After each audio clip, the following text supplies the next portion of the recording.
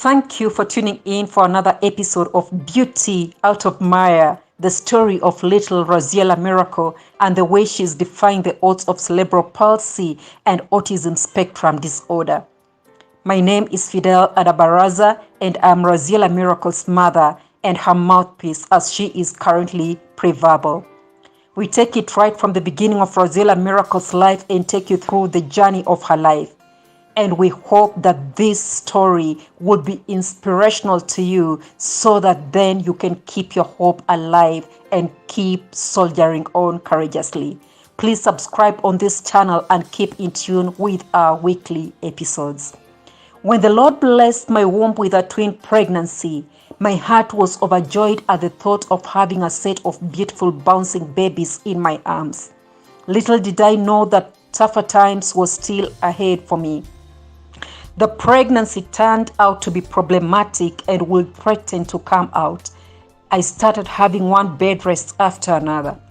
My gynecologist tried very hard to make sure that we did everything within our means to protect the pregnancy.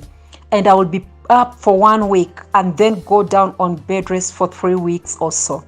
That went on for several months, and it is not fun being confined on a bed, leave alone a month. So my body got tired and actually painful. I'll have sleepless nights due to being on that bed throughout. All the same, I was very ready to go through it for the sake of my unborn babies. Sleeping on that bed, I'll whisper to myself, in all these things, I am more than a conqueror. I will make it. I will overcome. However, I developed more complications as time went by. And it's still so clear in my mind like it just happened yesterday. On the 18th of March 2010, around 2 p.m., I got tired of sleeping and decided to sit on the edge of the bed as I reflected on my life. After some time, I stood up, and that time I noticed some wetness at the very spot where I had sat. I thought to myself that this was queer, and I actually whispered to myself, pregnancy is very interesting. How can a whole grown-up woman like myself urinate on myself without knowing it? Little did I know that I was glaring at trouble. Later on that night at around 3 a.m., I felt pressed and woke up to go to the toilet. While in the toilet, I kept on wondering why I was taking so long to pee and the urine pressure was high. Then, for a moment, a voice within me whispered, "Wait a minute, Fidel." And immediately I stood up. When I did, the water continued to gush out of my system. And that is when it dawned on me that I was losing the amniotic fluid, which was very crucial to the survival of the fetuses in my womb. That was at week 29 of the pregnancy. I was just crossing over from my second trimester to the third. I still had 11 weeks to go. I was very scared.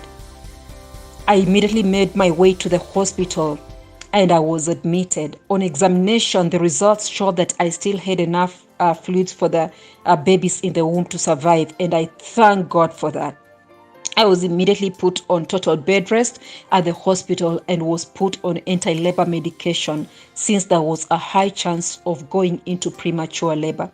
That was when all hell broke loose. The medication I was being given was intravenous, and my body reacted by retaining all the fluid in my system, and I developed edema. A week later, I developed high blood pressure due to the excessive fluids in my system, and nothing much could be done to control the pressure. That brought in another twist to the turn of the events. When the high blood pressure persisted, the doctors opted for an emergency cesarean, and I remember declining at first. "Doctor, will my baby survive if removed at this early stage?" But the doctor explained to me that it was more dangerous to leave the babies in my womb than to remove them. Instead of putting on weight, they will start losing weight due to the high pressure you have, she said. And with that, I have heartedly agreed to go through the cesarean. And on 26th March 2010, I was wheeled into the theater and the twin pregnancy was delivered prematurely at the 30 weeks gestation period by emergency cesarean due to maternal preeclampsia. They were lovely looking premature babies, Leah Blessing and Raziela Miracle. Due to the prematurity of the babies, they were immediately put on oxygen masks because their lungs were not fully developed and hence they could not breathe on their own. They were also put in the incubators and taken to the neonatal high dependence unit for medical attention and monitoring. Well, we will be right back with the continuation of Beauty Out of Maya, Defying the Odds of Cerebral Palsy and Autism Spectrum Disorder, the life of Raziela Miracle, next week, Friday. Please subscribe on this channel and keep in tune with our weekly episodes. Thank you for cheering us on. You can make it. Let us all keep hope alive.